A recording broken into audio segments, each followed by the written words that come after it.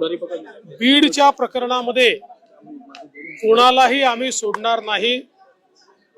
ज्याचा ज्याचा संबंध आढळेल, ज्या ज्या प्रकरणात आढळेल त्या प्रत्येकावर या ठिकाणी कारवाई करण्यात येईल।